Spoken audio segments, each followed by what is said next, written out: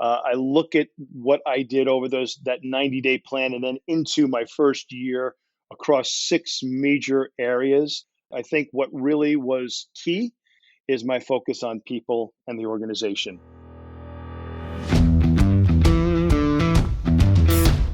Technology is transforming how we think, how we lead, and how we win. From Intervision, this is Status Go, the show helping IT leaders move beyond the status quo, master their craft, and propel their IT vision. Last fall, I wrote an article for Forbes about the 4 conversations a CIO should have in their first 30 days. The article was aimed at IT leaders new to the role of CIO or those that were starting as a CIO for a new company, as these are critical and pivotal moments affecting the trajectory of one's career and their legacy. In order to dive a little deeper into this topic, this week we are kicking off the Status Go First 30 Days series, covering the CIO's journey, whether they are in their first 30 days in the role or a veteran looking back at what they'd wished they'd known coming in. Today we're joined by Warren Lenard, CIO of Byrider, an operator of over 150 buy here, pay here vehicle dealerships across the U.S. The majority of these are franchise owned. Warren has been with Byrider for about a year and a half. We're going to talk to him about his first 30 to 90 days, but we're also going to talk to him a bit about the last 30 days or so and the impact COVID-19 had on the business, his department, and his plans. Welcome to the show, Warren. Thanks, Jeff. Happy to be here. Appreciate the invite. Hey, first and foremost, Warren, how are you and how is your family? I think like anybody else, the family is hunkered down. School has been whittled down to e-learning, and I think my wife is going steadily crazy. But other than that, we're all good. I think there's a lot of spouses that are going crazy. We're going to learn a lot about each other in these close quarters. That's for sure. I am glad to hear that everything's going as well as can be expected. That is good. Thank you. Before we get into the last 30 days, I want to focus on the beginning. So, can you give us a bit of your story? What led you to the IT helm at Byrider? Sure. I'll kind of go back to the very beginning, if you will, and take you through and wind it out. I went to school way back in the day. You're not as old as I am, buddy. Well, I don't know about that, but graduated back in the day with a computer science and applied mathematics degree. And it was an interesting time, really, in the evolution of technology. And when I really have thought about this a lot, I'm not saying that, I graduated in the most unique time, but it was very unique in that it was the mainframe world. Mm-hmm. And when I graduated, it was right on the cusp of when the PC had been launched into the market. So yes, when I was in school, I used cards for submitting my code, and I dropped boxes of cards like everybody else who lived in those days. But when I graduated, the market was, and probably a product of the baby boomer generation, was saturated with computer science graduates in a job market that just didn't have enough jobs. And so trying to navigate through a sea of companies that were looking for people with experience, new comp sci grads, kind of found themselves in this conundrum of, how do I get experience if I need experience to get a job?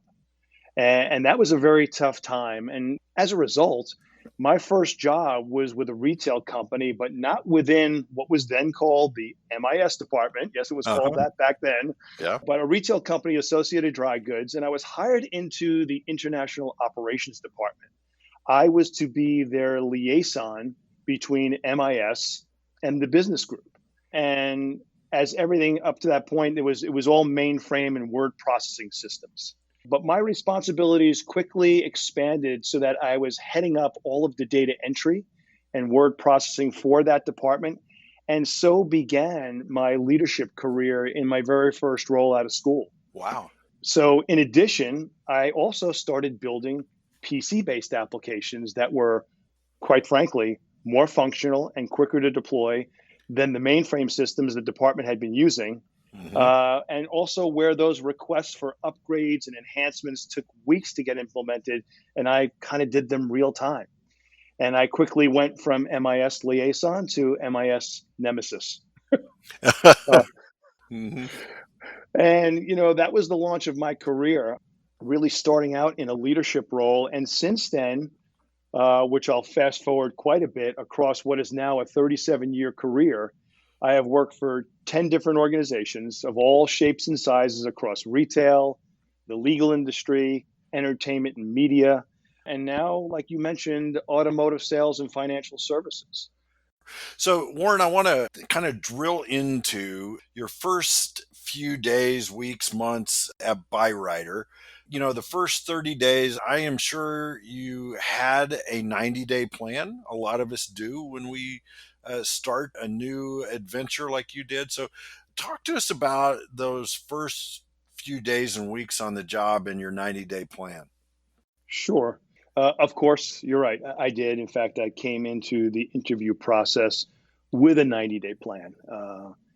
My opinion on 90-day plans is what it is. I think it's become both a cliche, but table stakes at the same time. If you come into especially senior leadership roles, C-level roles, and you're not talking a 90-day plan, then you're not talking at all. Yeah, But the fact is, outside of some really unique circumstances, what could you really know about the new role that you're about to take on that actually would enable you to construct a plan that was anything but generic and right. very high level, especially when you think about IT? No one's going to disclose and open up the kimono completely to candidates. You're only going to get to see that when you really come in the door. So in those early days and in the construction of that 90-day plan, it's going to be high level at best.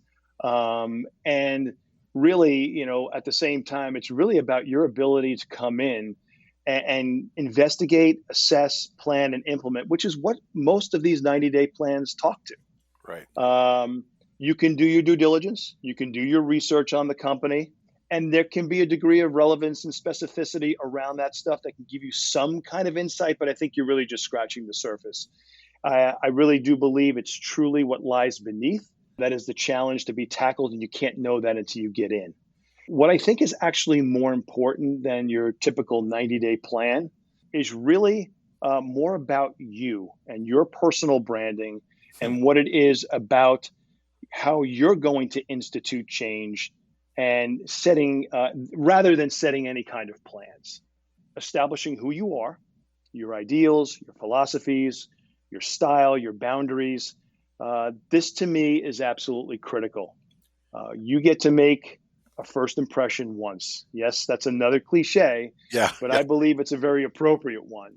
It's not to say you can't, deviate, course correct as you proceed, but I truly believe the more firmly you plant yourself in your foundation and living what you're putting out there like day one and doing that day in and day out will enable you to be a way more effective leader and garner way deeper respect than you ever could if you kind of fumble your way through. Yeah, yeah, yeah.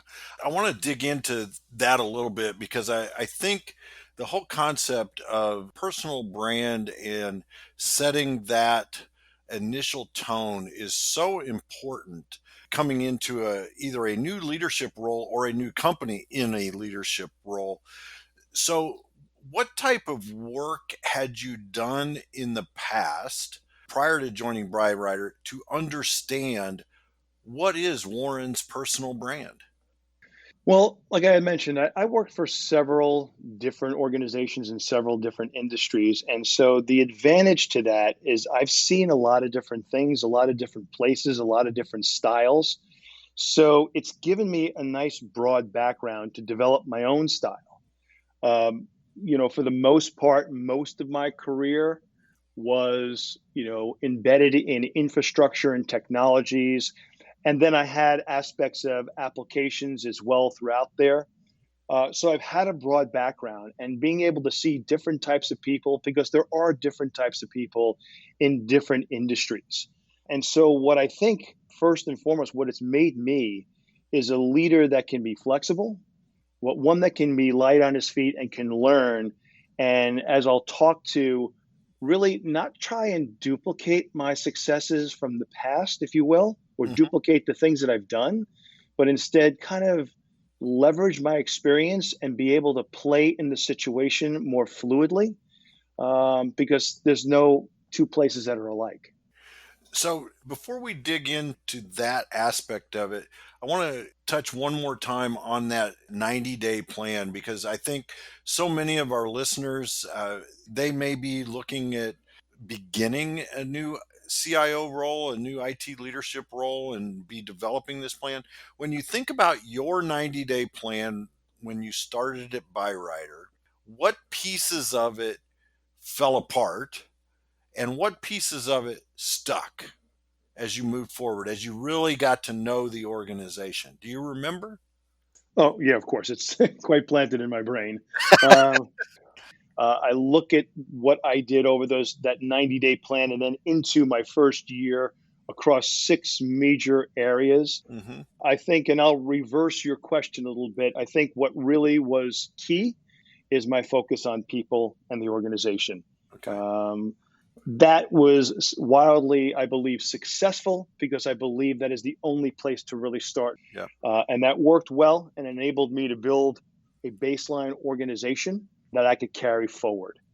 I wouldn't say that I've had any part of my plan that I thought truly just fell apart, Okay. but things that I will also talk to in this plan, or what I call landmines, is I wish I had paid a bit closer attention to some of those things, Yeah. Yeah. because they have come back to haunt us in various different areas and different flavors.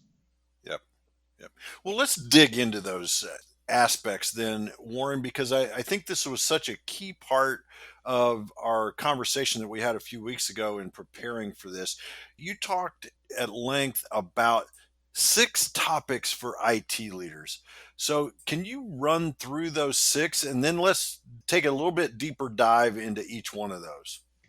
Sure. The six we talked about were change for the sake of change. Hmm. The past is the past. People, which we've just kind of touched on. Yeah. Something called first team, Right. and one that we also just touched on, landmines, and finally process and procedure. All right, well, let's dig in for our audience. As you're thinking about those 6 areas, let's start with change for the sake of change and talk about your philosophy and who you are as a leader when you're thinking about that aspect. Sure. Let's face it. I think all too often you see new leaders come into a role, especially senior ones, and there's a compelling feeling across them that they are going to identify, let's say, what's wrong and what to change.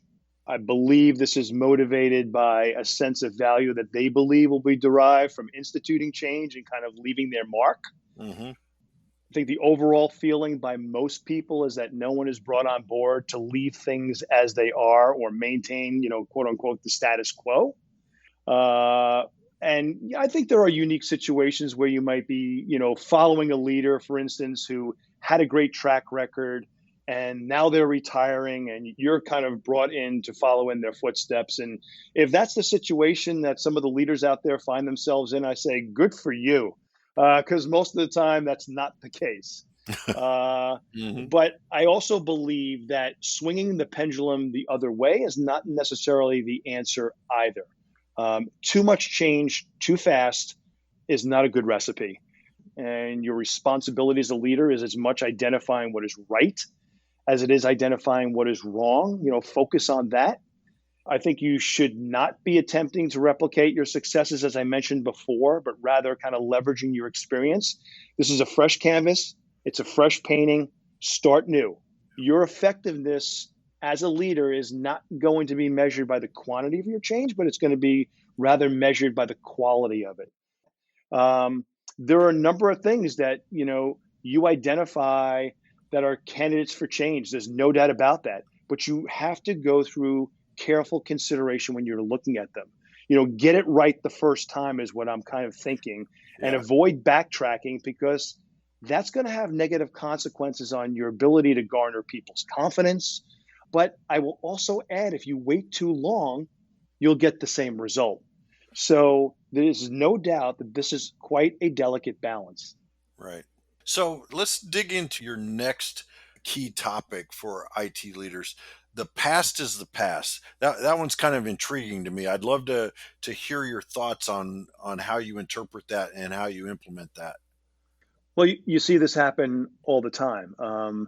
There are plenty of opportunities when you come into an organization to blame obstacles and challenges and early day failures on the poor decisions and substandard workmanship from the past administration. Uh, Easy target, right? yeah. Such an easy target. But as easy a target as that is, you must avoid it. It'll come back to haunt you. I think regardless of who built it, you own it now. And the quicker you make that apparent to everyone, the better off you're going to be. Yeah. In the moments when, you are potentially backed into a corner around an issue that is, clearly a legacy issue, I think taking the high road and speaking about it in a very objective way is your best path. Just showing that you own it, people will get it. Turn the conversation from what happened to what you're going to do about it. And I Yeah. think all too often leaders fall into this kind of relentless cycle. And I've seen it of people that managed me. You see it all the time. And it goes on for not just 90 days, Jeff. It goes on for a very long time. I've seen leaders, in 2 years in and still saying, well, that's the issue with that old system. And I didn't do that. It's not going to work anymore. You've got to Yeah. take the ownership. The past is the past. Yeah, I love that perspective, Warren, because you're absolutely right. It really doesn't matter what came before. What matters is you're in charge now. You have to move forward. I Absolutely. like that. So let's shift our attention to the people. I know that people are incredibly important to you, the people that you work with, the people you work for, and the people that you have the opportunity to lead. So, how do you approach the people when you're coming in to a new role like that? Well, again, absolutely, people are paramount to the equation. The utter foundation, as far as I'm concerned. IT is looked at. Yes, it's a technology frontier, but it is grounded in people. And if you don't start there, I believe you're on the wrong track. We've all seen the triangle: people, process, and technology. And I believe that's the order in which you should go about paying your attention to. I'm a big fan and of Jim Collins and a kind of a student of good to great. And getting the right people on the bus, the wrong people off the bus, and the right people in the right seats, and then figuring out where you're going to drive is truly an underlying philosophy. Well, it's his philosophy, but I've kind of taken that on. Hmm. And I get it. When we come into any new role, you don't get to do these things kind of one at a time. You don't get to do anything in a vacuum. It'd be nice to think that the locomotive that we're about to get on is going to stop and allow us to get on very neatly with our luggage and everything else, but it doesn't. You actually have to jump on. The train's not stopping. And where you land is where you land, and you don't even know what you're going to get. You could be walking into a disaster that day. Right. And so what I'm suggesting, in those early days, as you're going through the grind with your new team, you've got work to do, but really in the background, that first and foremost assessment and analysis should be focused on the people of the organization. There's no point, in my opinion, of exploring and defining new technologies, architectures, solutions, or even processes yet until you know that your team is going to be the team that's going to execute on those things. Right. Because if you don't have that, there's no point in doing it. And really, there's a number of ways that you can approach this depending upon your style, but it has to be done. The outcome, I believe, will be the same. I mean, you don't have a lot of time to do this either, because right after, big events such as mergers or acquisitions, or like a new senior leader coming on board, I believe the expectation within the organization, especially around the people, is change.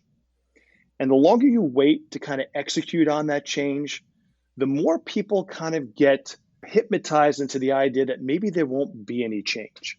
And then when you finally come in, and you execute that change when people aren't ready for it, it's like lighting a firecracker. Typically what happens, people put their fingers in their ears, they're waiting for it to explode, they're prepared for it to explode, they're expecting it to explode, and then it doesn't go off. And they remove their fingers and they take a look at it and they figure it's a dud, nothing's going to happen, then boom, it Boom. blows up. And now their ears hurt, they're shaken, they're scared, they're all those things. It's the same with change. It's just another firecracker. And in the beginning, when you join, there's an expectation that you're going to levy change. Yep. And I think the sooner, especially around the people side, that you can get to it, the better. That is good advice. So, Warren, as you were talking about people, you used the word team often. And so I want to shift to one of your other 6 topics, that of first team. What do you mean by that? And what things should the IT leader keep in perspective when it comes to first team? Yeah, a first team is a concept that I wish I had learned earlier in my career. It's a simple concept, but I think it's lost on most people. If you were to ask the question to most leaders, who is your first team? Unless they've been through this concept before, they will likely answer the team they directly oversee and manage. I mean, 95% of the time, that's the answer they're going to give. But the fact is, your first team is the team of your peers. And this is a foreign concept for a lot of people. But I will Yeah. tell you that by adopting this approach and cultivating that across all of your teams that you manage, you will get better camaraderie, you will get better partnership, and most of all, you will get better results. When you make it clear to the team that you oversee that your peers are your true partners, and it's not that you don't have the people you're overseeing, you don't have their back, and you're not watching and coaching them. You are, but that the people, your peers, that you have an allegiance with, and that when you do that, you break down all of those silos, which in fact you crumble them down, and you create an environment where the focus is really around company and business deliverables, rather than the typical kind of, not often, but you see it happen, turf wars and positioning. And so I would Yeah. recommend any leader coming in, whether the company that they are coming into has adopted this principle or not, when you're coming in and coming into that new role, build those authentic relationships with your peers. Establish that from day one, that you are here to partner with them and deliver together as a team. And I think that when you establish that and you establish those relationships, and being the new kid on the block to give that relationship, kind of its due, um, when your time comes, you won't have to ask for it in return because you'll be giving to that relationship first. I love that approach, and that is one of the fundamentals of EOS, the Entrepreneurial Operating System, the whole concept of first team. I love that. So, Warren, let's talk landmines. You mentioned them at the outset. What are some landmines that we need to be on the lookout for, and how do you find them? Good question. We know that in the world of war, landmines are a terrible thing, can be quite devastating, and obviously need to be avoided at any cost. But to your point, in order to avoid a landmine, you have to find it. You have to identify it. And that's not an easy task. Landmines in the systems and technology world are really those accidents waiting to happen. They are those system vulnerabilities, the inadequacies, shortfalls and gaps that when, the planets align, Jeff, and they're all exposed, you're left with a major business impact and unfortunately, probably sleepless nights. Uh, Yeah. Addressing these issues is oftentimes not the most exciting and sexy thing, right? For not only IT or the business. It's usually a required spend of money and resources where no one really wants to spend. And really, the perception is that it's not business enhancing work, but rather disaster avoidance. And all too often, I think companies and leadership will choose to roll the dice when they clearly shouldn't. To me, it's imperative in all leaders, not just new leaders, but to all leaders, to champion these initiatives. And I would argue that as a new leader, you are probably in the best possible position to do this because you're doing it with fresh eyes, a fresh perspective, and hopefully an audience that is really listening because you are new. Yeah. Most importantly, I think identifying these risks is not a one-time event. You need some kind of medium that continues to carry that message forward, whether that's an IT quarterly report that you produce or whatever it might be. But you need to carry those risks forward so they aren't, first of all, they're forever present and not forgotten. Because I will tell you that people do have short memories. They will forget, they will ignore if given the opportunity, and they can come back to haunt you. And as I alluded earlier, I wish I had paid even more attention than I already did coming in, because we had some things bite us that I know had we paid more attention to that, those things would not have happened. Yeah. So let's hit on your sixth topic, Warren, process and procedure. Yeah, just like for instance, documentation. I'm a student of process and procedure, and I don't believe that any organization should be riddled with such major red tape that you can't get anything due. But a lack of all structure and construct is not good either. I think a final step as you go through these six bullets is for true. And before you actually, do anything with regard to true technological change and enhancement, you need to establish or refine, for that matter, any policies and Hmm. procedures and processes that are going to govern your world and the company's world. Depending upon the level of what might be in existence when you get there, the amount of work could vary, obviously, considerably. Some organizations you might walk into have a really good jump on this, have really good, solid process and procedure. Others may have nothing. So the level of work that you may have to put into this, again, could vary wildly. But I think regardless, it's imperative to establish the ground rules around things like ideation, governance, change management, communication, and finally execution. One of the biggest challenges that I have seen in organizations, my own, other organizations, across my entire career, has been the misalignment of expectations. It's no doubt. Yeah. And you've seen it, you've lived through it. People walking into a meeting room, having a conversation, talking about something, and walking out with entirely different ideas about what was just talked about. And Exactly. this is a killer, and one that could dismantle everything that I just previously talked about if you don't take action on this very early. Establishing the who, the what, the where, and the when in everything that you do as an IT organization and as a partner to the business community is really the glue, in my opinion, that keeps all those relationships healthy and the organization running efficiently and effectively. Warren, those are six outstanding topics for our IT leaders. Change for the sake of change. The past is the past. People, first team, landmines, processes and procedures. Those are fantastic points for the new CIO, the new IT leader to pay attention to as they're coming in. Before we get to my final question, let's talk about the last 30 days.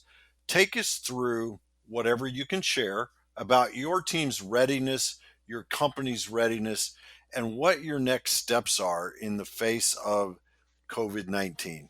Like everybody else, this has been an incredibly trying time for everyone. There's fear, there's the unknown, there's all of those things. And for us, like any other organization, like any, in a sense, yes, we're automotive sales and we're financial services. In the broad spectrum of things, we're retail, and we just know how impacted retail has been.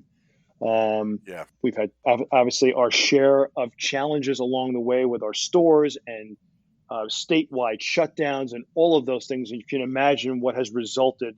Yeah. We've had to do the best that we can do. I'd say the silver lining in all this for Byrider was that we were very prepared for supporting a remote work organization. And I don't think we really understood how well prepared we were until it happened. Because if you had asked me beforehand, I would have said we were prepared. But as it turned out, we were very well prepared. And so in that regard, we were able to respond. And in that response and getting people to work home, definitely gave people more of a comfort. They felt better about things. They felt safer because there's all of that fear that's been prevalent across everyone. And we've been marching to that beat ever since. We probably have the majority of the office, working remotely, and it has worked out well. But, the financial constraints by all the shutdowns has obviously had an impact on us, and we've had to make some tough decisions. We do believe that we've got a very, very strong leadership team across all levels of Byrider. And it's the efforts of that leadership team that is really stepping up, that has really helped this organization kind of weather through this storm. And we believe at the end we will come out. And I think a lot of people are talking about this. We'll be coming out and returning to probably not what was once something we called normal. I think there's going to be a brand new normal for so many people. Yes.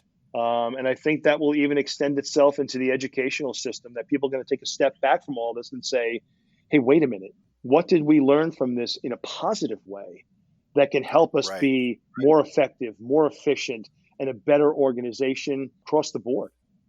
So, Warren, we are out of time, my friend. But before we wrap, I always love to end with a call to action. So, what is one thing that you would tell our listeners to do today after listening to this conversation? I would say that they have to really pay close attention to developing their brand going into a new role. It is really establishing who they are first and foremost, and then executing on that brand from there. I'd like to also add, and completely flipping the table here into what we just talked about, the empathy that is required to really carry an organization forward. You can be a strong leader. You can be a decisive leader. You can have the bar raised very, very high for people. That doesn't mean that you can't be empathetic and sympathetic to people's needs at the very same time. Having that balance will make you a true leader and way more effective.